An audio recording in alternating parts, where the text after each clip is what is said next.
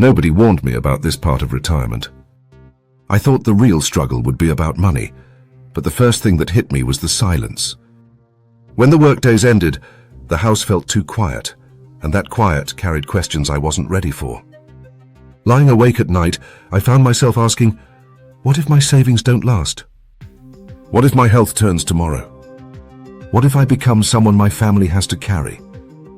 These weren't the kinds of things anyone talked about before I retired. Everyone spoke about travel, freedom, and finally relaxing. But nobody mentioned the sudden weight of uncertainty that comes when your routines disappear. After 60, the biggest surprise wasn't financial, it was emotional. And if you want the truth about retirement, the kind nobody tells you, make sure you hit like, subscribe, and share this with someone who needs to hear it, because the fears I'm about to uncover may change the way you see your own future. My first fear was one I never saw coming. I used to believe the greatest danger in life was running out of time too soon. For decades, I thought retirement was simply about reaching the finish line, making it to 65, and then finally enjoying the fruits of my labor. But when I actually stepped into retirement, the fear that kept me awake at night wasn't dying too early, it was living too long. That might sound strange at first, but let me explain. For most of my working years, I casually imagined myself living until about 75. That was the number I had in my head, maybe because it felt realistic, maybe because that's how long my parents and grandparents lived. So that's how I planned. My savings, my investments, even my retirement dreams, they were all quietly shaped by this unspoken assumption. Then one night, staring at the ceiling, the thought hit me, what if I don't die at 75? What if I live to 90 or 95 or even longer? Suddenly, every number on my retirement plan looked different. This kind of fear is hard to talk about because it feels like admitting weakness. People celebrate longevity like it's always a gift. But in the back of my mind, the question was louder, what if my money doesn't stretch? What if my retirement savings, carefully built over decades, begin to crumble under the weight of 20 or 30 years of expenses? That thought felt heavier than death itself. Because running out of money while still alive is a kind of slow death, of dignity, of freedom, of choice. I thought about what it would mean to be 85 years old, still here, but suddenly dependent on others for every bill, every meal, every decision. That was the real nightmare. And what made it worse was how little people talked about it. Financial advisors discuss inflation, investments, and portfolios, but rarely do they prepare you emotionally for what it feels like to stare down the possibility of outliving your money. It's not just numbers on a spreadsheet. It's a constant whisper in your mind that says, what if it's not enough? This fear reshaped the way I looked at my retirement. It made me realize that planning isn't only about dollars, it's about longevity itself. If you're over 60 right now, think about this honestly. Have you planned for 75, or have you prepared for 95? Because there's a big difference. Have you thought about this yourself? What if you outlive your savings? Tell me in the comments, because this is the fear most people keep locked away in silence, and the sooner we bring it out into the open, the sooner we can face it head on. My second fear came crashing in the moment I realized retirement isn't just about managing day-to-day expenses. It's about preparing for the unexpected, especially when it comes to health. Everyone talks about budgeting for food, utilities, and maybe even travel, but almost no one talks about what happens when your health suddenly demands more than you ever imagined. For me, it wasn't the routine doctor's visits or prescription refills that shook me.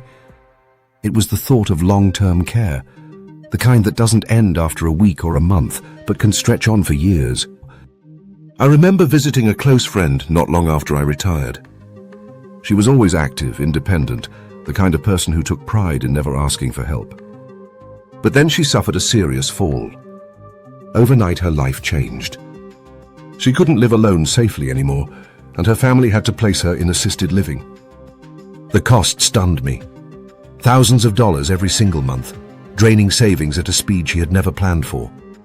Seeing it up close was like looking into a mirror of my own possible future. That's when it hit me. What if this happens to me?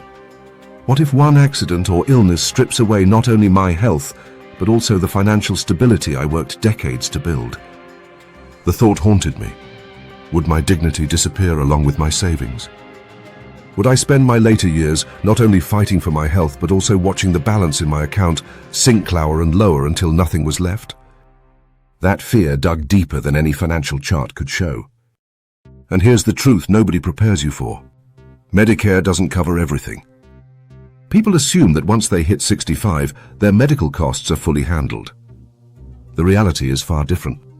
Long-term care, extended stays, specialized assistance, those often come out of your own pocket. And unless you've set aside a specific plan for them, the numbers can devastate even a strong retirement fund. I started asking myself difficult questions. Should I downsize sooner to free up money? Should I look into long-term care insurance even though the premiums are high? Should I start having conversations with my children about what might happen if I can't manage on my own someday? These weren't conversations I wanted to have, but avoiding them only made the fear heavier. If you're past 60, this is something you can't ignore. It's not about being pessimistic, it's about being prepared. Because the greatest cost in retirement isn't always measured in money. Sometimes it's measured in peace of mind. And if you don't face the possibility of long-term care now, the shock later can feel unbearable. So I'll ask you, have you thought about what would happen if you needed care for years, not weeks? How would you handle it? Tell me in the comments, because this is one of the fears almost no one talks about, but it's one we all need to face before it's too late. My third fear was one I never expected, because it had nothing to do with money or health. It was about identity. For decades, people knew me by what I did. My work wasn't just a job. It was a part of me, almost like a second name. When I introduced myself, it was always followed by my role, my position, my years of experience. Without realizing it, I carried that label like a badge.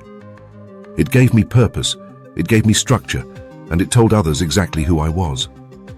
Then retirement came, and suddenly that label was gone. The first time someone asked me, "So, what do you do?" I froze. I stumbled over my words because I didn't have a neat answer anymore. Saying, "I'm retired," felt flat, like an ending instead of a continuation. It was a strange, almost hollow feeling, realizing that the very thing that once defined me had vanished overnight. I began to notice how deeply that loss crept into daily life. Without the familiar rhythm of work, the calendar felt empty, the days longer. I missed the casual conversations in hallways, the problem-solving meetings, even the simple act of being needed by others. It wasn't about the paycheck. It was about belonging, about knowing that my presence had value in the world. Without that role, I felt invisible. What made it harder was that no one really warns you about this part of retirement. People talk about freedom, about finally having time for yourself, but no one talks about the disorientation of losing a role that once anchored your sense of self. It's almost like you retire from a job, but part of you wonders if you also retire from relevance. I had to face some uncomfortable questions. Who am I without my job title?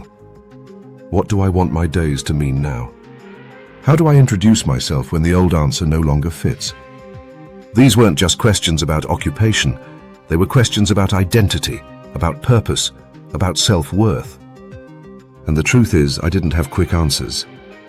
What helped me was slowly shifting the way I thought about identity.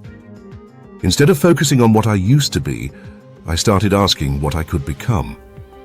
I reminded myself that I was more than my career. I was also a parent, a friend, a neighbor, a learner. I explored hobbies I had set aside, invested more time in relationships, and discovered new communities where I could belong. It didn't erase the loss of my old identity, but it opened doors to new ones. This is a fear most people don't share out loud, but many feel it quietly. If you've retired, how did you handle that shift? Tell me in the comments, because this is one of those silent struggles that only becomes lighter when we share it together.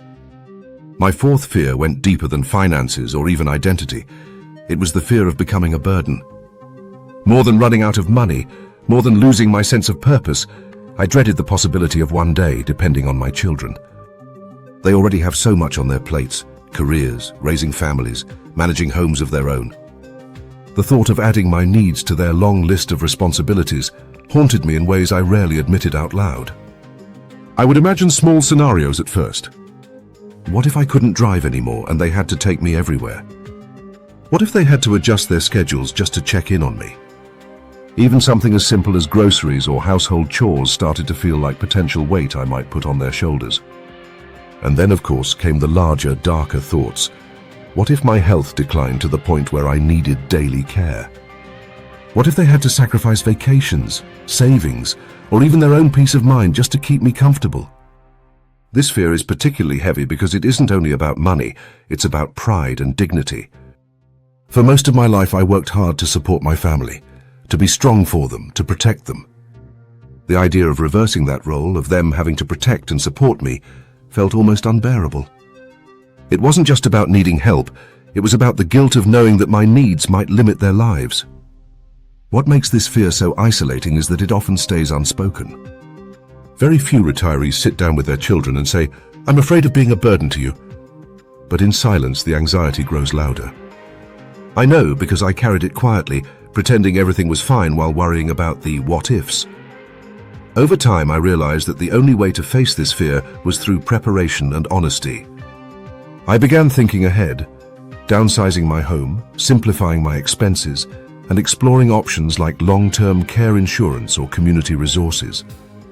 I also started having open conversations with my children, not because I wanted them to take on responsibility, but because I wanted them to know my wishes. Surprisingly, those talks didn't create distance. They brought relief. My kids appreciated that I wasn't avoiding the subject, that I was trying to plan instead of leaving everything uncertain. The truth is, none of us want to imagine leaning on our loved ones. But preparing early, creating plans, and being willing to talk about the hard subjects can make all the difference. It turns fear into action and guilt into peace of mind. Have you ever worried about becoming a burden to your family? How do you think about it? Share your thoughts in the comments, because this is one of those silent fears many of us carry, and talking about it may be the first step in lightening its weight. My fifth fear was one I never heard anyone admit openly, but it was there in the back of my mind every single day. The fear of becoming irrelevant, of slowly being forgotten. The hardest part of retirement wasn't budgeting, it wasn't even my health. It was realizing that the world was moving faster without me. The conversations around me began to change. Technology leapt ahead, and I often felt like I had less to contribute. My voice, which once carried weight in meetings, decisions, and even family matters, seemed to fade into the background. That silence was painful in a way I couldn't have predicted. For years, my identity was tied not only to my job, but also to the respect that came with it. People sought my opinion, counted on my guidance, and valued my input. But after retirement, I noticed the shift. Younger voices filled the room, new systems replaced the ones I knew, and suddenly my perspective felt outdated. I feared not death but invisibility, the sense that I could be here, alive, and yet no longer noticed. This fear deepened during family gatherings. I would sit at the table and watch as conversations sped past me about new apps, new careers, new challenges I couldn't quite connect with. I had stories, wisdom, and lessons to share, but I hesitated to speak, worried my thoughts would sound irrelevant or worse, unwanted. That hesitation is what made the fear heavier, the quiet realization that being unseen can hurt more than being gone. What makes this fear so dangerous is that it can lead to withdrawal. I caught myself thinking, maybe they don't need me anymore, and pulling back from people who loved me simply because I didn't want to feel ignored. But stepping away only made the loneliness sharper. Over time, I began to realize that irrelevance isn't always about others forgetting you. It's also about you forgetting to reinvent yourself. The world may change, but that doesn't mean we have nothing left to offer. I started finding new ways to be useful, to share my experiences and to connect. I mentored younger people in my community, joined groups where my perspective was welcomed, and even leaned into learning some of the new things I once resisted. To my surprise, I discovered that relevance isn't something you lose at retirement. It's something you create by staying engaged. Still, that quiet fear lingers, and I know I'm not alone in it. Have you ever felt this creeping in since turning 60? Tell me in the comments. because the truth is many of us carry this worry, and speaking it out loud is the first step to pushing back against invisibility. What changed everything for me was the moment I stopped keeping my fears locked inside. For a long time I believed silence was strength, that if I didn't speak about my worries, maybe they'd just fade away. But the opposite happened. The more I kept them to myself, the heavier they grew, like shadows growing longer in the dark. The turning point came when I finally admitted them out loud, first to myself and then to others. That single act of naming my fears stripped away some of their power. They were no longer secret monsters, just challenges that could be faced with honesty and planning. I started by creating small routines that gave my days meaning again. Instead of waking up lost in a fog of what now, I built new habits that made me feel purposeful. Morning walks replaced morning commutes. A journal replaced staff meetings. Learning a new skill gave me the same spark of accomplishment that work once did. These routines weren't about filling time. They were about reminding myself that life after 60 can still hold progress, growth, and discovery. I also went back to passions I had ignored for years. I dusted off old hobbies, reached out to groups in my community, and found spaces where my experience wasn't outdated but valued. Reconnecting with those passions reminded me that identity doesn't disappear when work ends. It simply shifts into new expressions. That alone started to rebuild my sense of relevance. The hardest but most important step was having open conversations with my family. For years I avoided talking about money, health, or the possibility of needing help. I thought silence would protect them and protect me from embarrassment. But when I finally sat down with them, I discovered something surprising. They were relieved. They wanted to know my wishes, to be prepared rather than caught off guard. By breaking that silence, I not only eased my own anxiety but also lifted some of theirs. And that's when it hit me. Fears don't shrink when ignored, they shrink when faced. Hiding them only makes them loom larger in your imagination. Speaking them out, planning for them, and finding ways to take action turns fear into something you can manage. Retirement will always bring uncertainties, but the weight of those uncertainties lessens when you shine light on them. If you're holding on to these same fears, I can tell you from experience, don't bury them. Share them, plan around them, and reshape your routines to fit the life you want. That's when retirement stops being a season of fear and starts becoming a season of freedom.